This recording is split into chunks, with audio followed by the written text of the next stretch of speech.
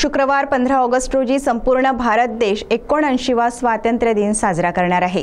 2022 मध्ये स्वातंत्र्याची 75 वर्ष पूर्ण झाल्यानिमित्त सुरू करण्यात आलेली हर घर तिरंगा ही मोहीम देशभरात राष्ट्रवादाची भावना जागृत करणारी वार्षिक परंपरा बनली आहे।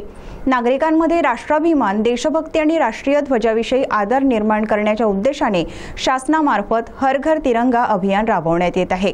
हे अभियान समग्र सहभागातून यशस्वी करावे असे आवाहन प्रभारी जिल्हाधिकारी डॉ. नितीन व्यवहारे यांनी केले आहे।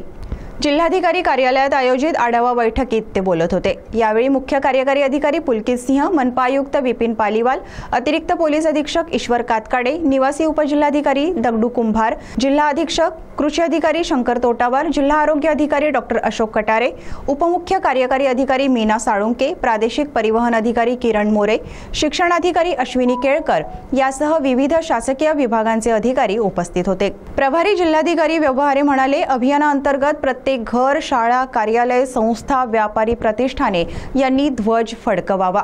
देशभक्तीपर गीत, ध्वजसन्मान सोहळे, निबंध, चित्रकला व घोषवाक्य स्पर्धा आयोजित कराव्यात।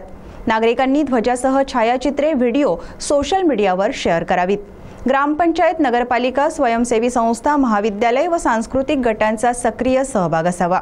प्रभात फेरी, सायकल रॅली, सांस्कृतिक कार्यक्रम, देशभक्तीपर प्रदर्शने आयोजित करावीत। तसेच नागरिकांमध्ये राष्ट्रीय ध्वजाचा सन्मान राखण्याची सवय जोपासावी। प्रत्येक विभागाने आपल्या स्तरावर प्रसार कार्य करावे। अभियानातील उपक्रमांचे फोटो शासनाच्या संकेतस्थळावर अपलोड करावेत। शासकीय कार्यालये, धरणे व ऐतिहासिक स्थळांवर तिरंगा स्वरूपातील विद्युत रोषणाई करावी, जेणेकरून नागरिकांना प्रेरणा मिळेल।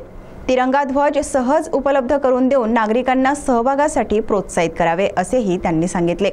जिल्ह्यातील सर्व शासकीय, निमशासकीय, स्वयंसेवी संस्था व नागरिकांनी उत्साहपूर्वक सहभाग नोंदवून हर घर तिरंगा अभियान यशस्वी करण्याचे आवाहन प्रभारी जिल्हाधिकारी डॉ. नितीन व्यवहारे यांनी केले आहे।